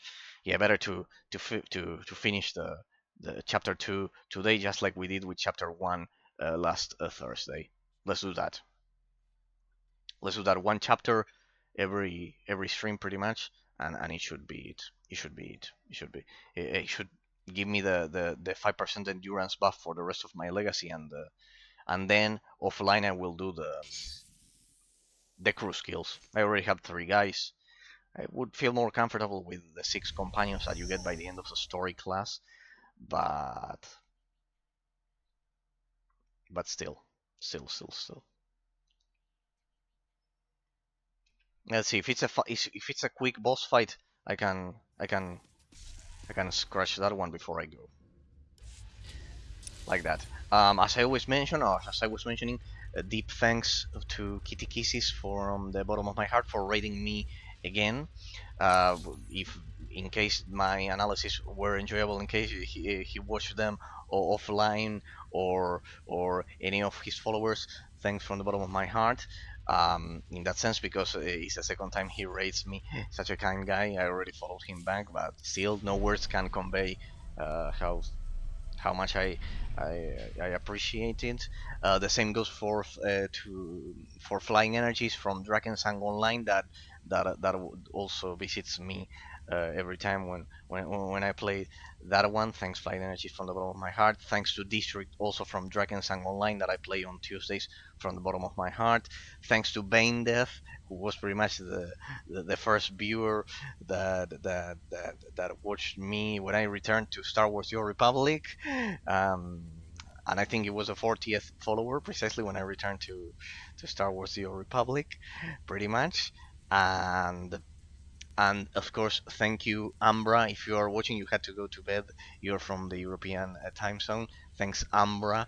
And hopefully the chat, the philosophical chat, was nice with you as well. If you're watching the ending as a YouTube VOD, a special thanks to Discord members, as I've said, Twitch followers, and YouTube subscribers from the bottom of my heart. You always encourage me to continue showcasing all of these forgotten gems that certainly deserve much more praise back in the day. Sorry, price no, the praise back in the day that deserved a better spotlight. Um, and pretty much, as I always say, uh, there are a lot of hidden gems that the gaming industry has to offer that and I despise them being ignored most of the time. Hence why I do the crazy metaphysical analysis that you can find over at the YouTube channel and here over at Twitch, people. So basically, I thank all of God, I mean, see, this is the hero engine that I was mentioning. This doesn't happen with a lot of other online games even. That when it's rendering the whole game world, it doesn't have to do with connection or everything. This is the hero engine that cannot handle the client server communication of the game because it wasn't designed to be an online game originally. Precisely. That's the thing. It's generally when it needs to render a new one. If you pay attention, Mass Effect 3 had a similar issue, but the thing is that since it didn't need to be online, it wasn't that bad in that sense, but it did have an issue similar to this one. Okay, as I was mentioning, thanks in general to anyone who might have taken time to watch this either as a YouTube VOD or a Twitch VOD in the future. In general, as I always say, important to be thankful. Always, people. Always be thankful in life. Always, always, always. Especially parents and family and siblings in that sense. But yeah, thanks in general for listening to my crazy metaphysical analysis even for a second. Let's see if I can finish this. If I can move. If the game stops lagging like this. It was perfect 2 seconds ago. Stupid rendering. It doesn't happen to me when I play offline, but with the stream, sometimes the stupid engine breaks everything. If I dismount, maybe that's way too much for you. Let's see if we can find those stupid coordinates. All right, where do we have to go? Right over there. Okay, let's go. Let's go. Let's go. Let's go. Oh, I mean, there we go. See, now it's normal. It'll get more and more normal as we render as it gets into the game. It happens from time to time. It's like that stupid lag. I don't play like this offline, just so you know. It's just because of the stupid hero engine, as I've said. You could see that I was playing perfectly previously. Is that Don't be fooled by the glamour. When you come to Nar Shaddaa, you're here to lose something. Money, morals, the past. Anything can fall through the cracks. okay? Let's see if we can finish that boss real quick. I've The already run out grounds are of time. currently open for business. There we Have a go. safe and pleasant stay. There we go. There we go. It's normal. See. Let's see if I can finish the final boss. Okay, people.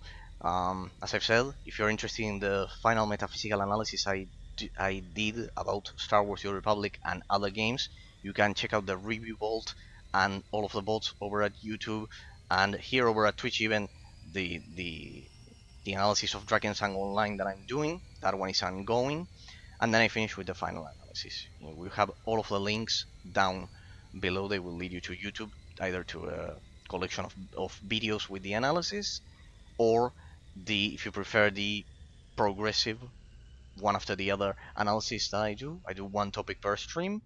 Basically, I finish with the analysis of this particular game, but the other ones that I showcase, they are forgotten gems that that definitely that definitely could help. I have been here. We can teleport there and save us half the journey.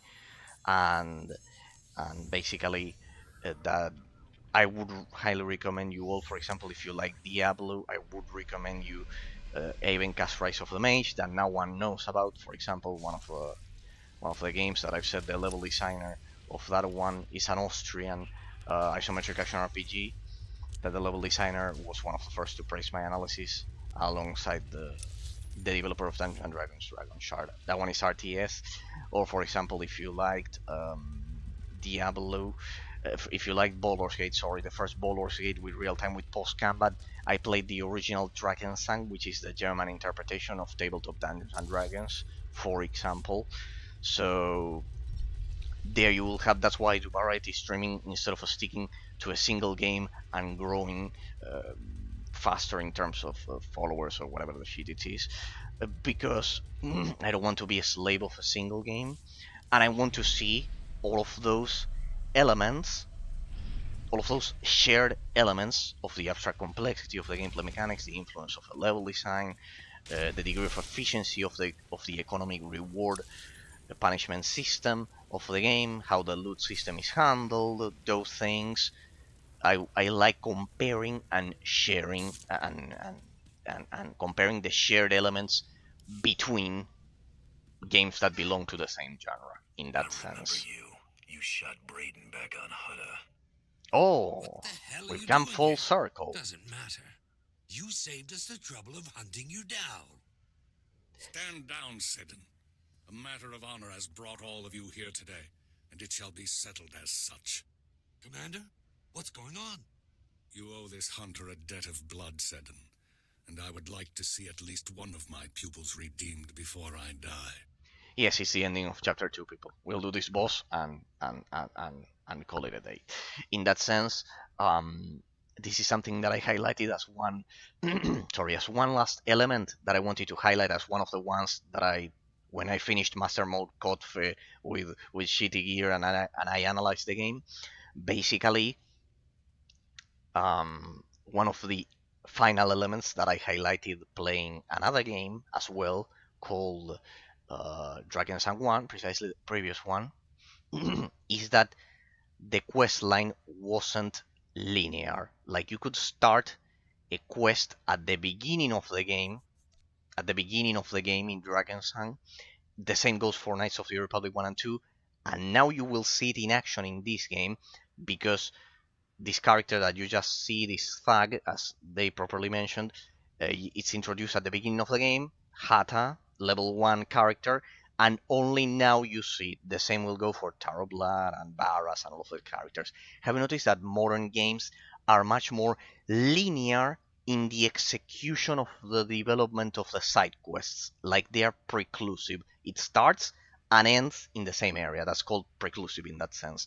It starts and ends in the same area nowadays in a lot of modern games that I don't like in RPG games. You start a quest in an area, you start a storyline, and you finish it in that area. Back then, old school games like Baldur's Gate, Drakensang, even this one, Knights of the Republic, Jade Empire, Mass Effect, all of those old school RPGs could start a quest line at the beginning of the game and only find the NPC to finish it, or the encounter, or boss fight or whatever that concludes it at the end of the game, with other stories happening in between, creating an organic character development. See how unorganic it is nowadays, that you go to area, starts, the quest starts and ends in that area. That systemic preclusion, it's like that, the technical term, it's a systemic preclusion, starts and ends constantly, one after the other, destroys the organic, natural course of character development in these games. That's why a lot of people say that stories in this game, in RPG games, were much better back in the early 2000s and 90s. It's a logical reason. The thing is that most game reviewers don't reverse engineer their thoughts, their subjective thoughts, to get to the objective reason, which is that developers, because of potential lack of talent, because of time constraints, budget constraints, they went from quests that were delayed in time, that they could start and end, start at the beginning of the game and finish them by the end of the game, to a systemic preclusive system in which you start and finish the quest immediately. And that destroys organic character development, because that's not how things happen in real life, actually. At the end of the day, you don't start generally grand, long life history quests, like, I don't know, graduating from any university, or finding a new job, and in real life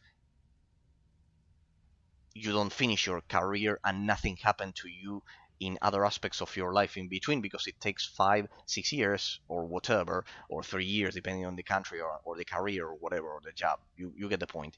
Basically, it's much more organic, the structure. It has a logical, objective reason. See, and it's not just subjective, that a lot of people say with nostalgia, oh, well, but subjectively games were better back in the early 2000s and in the 90s. The story was just better. No, there is a logic reason that is difficult to get to, because you have to reverse engineer all of those thoughts precisely. Okay. He doesn't have blood enough to make up for Braden and Jory. So he killed some characters at the beginning of the story, and only at the end of chapter 2 we're getting this dispute, a duel to the death. Challenge Seddon.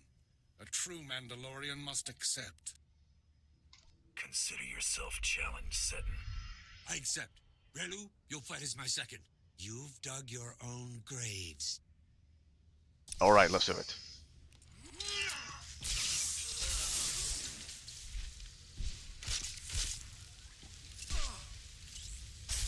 I don't think I'll even need a heroic moment. I had heroic moment though. Up.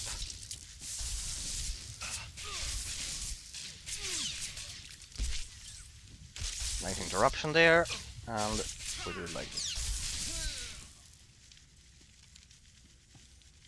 So was another one of the reasons that I wanted that I commented when I analyzed the game. Remember, people, this is post-analysis. I've already analyzed the game. I finished Master Mode Kotfe. I see in you the future of my people. Master Mode Knights of the Fallen Empire completely. I soloed it with shitty gear, 324 to 336. You have it all over at YouTube. In case you are watching this as a YouTube VOD in the future, this is leisure gameplay, post-analysis, after finishing analyzing all of the aspects of the abstract complexity of the gameplay mechanics and influence of the level design on it, everything, the grandeur of the story, the quality of the writing, everything. We analyzed everything over some weeks ago, and I'm just doing leisure gameplay that I would do on my own, because I need a fourth character. That's quite a compliment coming from you. A fourth crafter. I merely speak the I truth. have more than This 4. matter is settled. The rest of you shall allow this hunter to finish the great hunt in peace. No, Commander. Our pledge to Taro stands. Darn it. He killed his master. Are no Mandalorians. Darn it. Cowards to the end. That make you feel tough, shooting an old man? I did him an honor. Better he die for his cause than in his bed. God damn. Now it's your turn. Okay, isn't that the voice of Yuri Lowenthal? I could recognize it. I think it was. Oh, don't think that you are far away from it. There you go.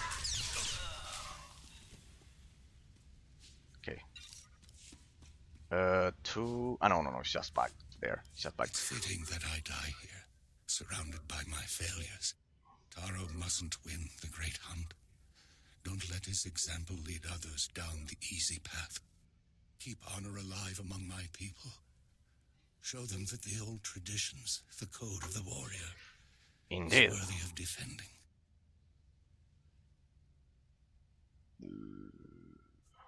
I don't know them, sadly. Well, I'll... I'll stop, Taro. The rest is up to the Mandalorians. You walk a treacherous path, Hunter. Unless you believe in something, you will become an empty I agree. shell, or a rabid dog. In the end, all you have is your dignity. Damn it, I wanted to choose the other option then. Hang on a second. The other one. I wish there was an option to say, I will uphold the code of honor of the Mandalorians and etc. That there isn't. Well, what about this one? I'm no Mandalorian. What am I supposed to show them? You are more Mandalorian than you realize. Learn about the past. It will guide your future. That would be a nice plot twist. twist. Unless you believe in something, you will become an empty shell, or a rabid dog. True. Taro isn't worthy of such a great teacher. Not by a long shot. If we ever see him again, I'll tell him that before you blast him. Perfect. Is this the end of chapter 2? I still have my XP boost up, right? Perfect. Let's see. I bet I can finish it. No, it's still not the end. I have to go to my starship real quick, people. I want that buff. It's the only buff that I need. It's the only buff left for me to get after 10 years. It's the only buff left for me to get. In that sense, the 5% endurance buff from the bounty hunter or the trooper. Come on, we can exit the ship from here. We can exit to the starship from here.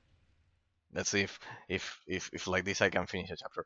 People, it's been a pleasure sharing this 18th day, third day of leisure gameplay playing the Trooper storyline. And as I've said, the previous 15 you have them over at YouTube with Master Mode, Knights of the Fallen Empire, soloed with shitty gear 324 to 336. It's a real spectacle if you want something a bit more difficult. In case you want content much more difficult than the story quest, I'm kind of like relaxing after a glorious battle. You even have the clips over here at Twitch in case you wanted to see a challenge and a spectacle. Sorry that if you came for that today and I'm just doing the Trooper storyline, just doing something different today. But yes, you have complete master mode Knights of the Fallen Empire with all of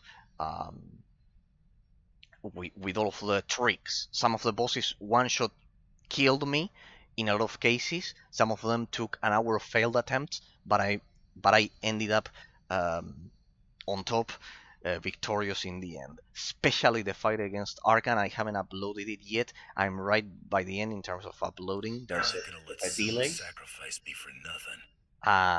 And it was absolutely brutal. You have the BJ boss fight over at the Twitch highlights in case you want a taste. It was right before the battle against Arkan, so there you have a taste of the difficulty that I did.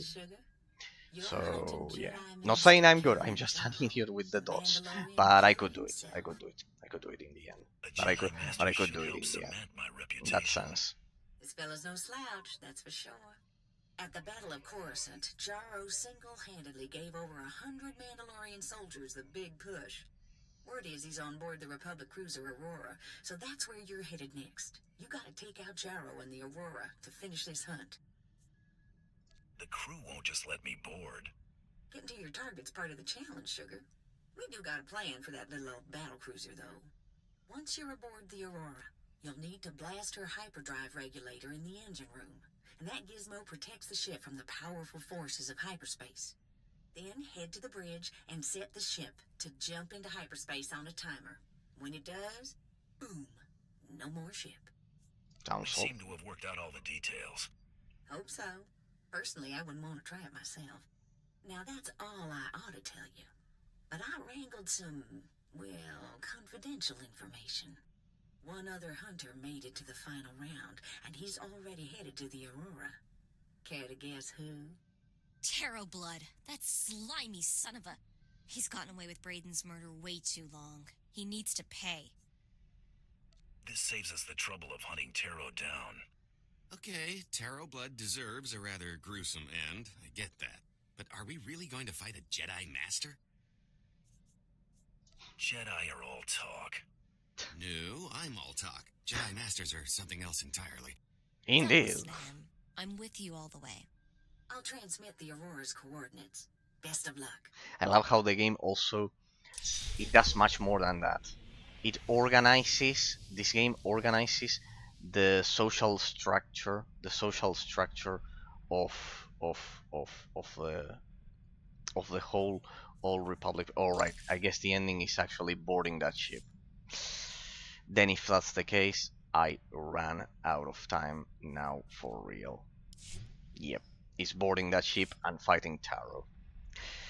Okay, people, I'm out of time. Sadly, I'm out of time. Unless it's, well, I'm definitely out of time. I generally do 4 hours. So sadly, I ran out of time. But we'll do it next Thursday. We'll finish the story next Thursday. Looks like I'll have to wait for that buff a bit more. Looks like I'll have to wait 1 more week for that buff. Anyways, I can work on the crew skills, which was my problem this time. Today I started and we're already at 50.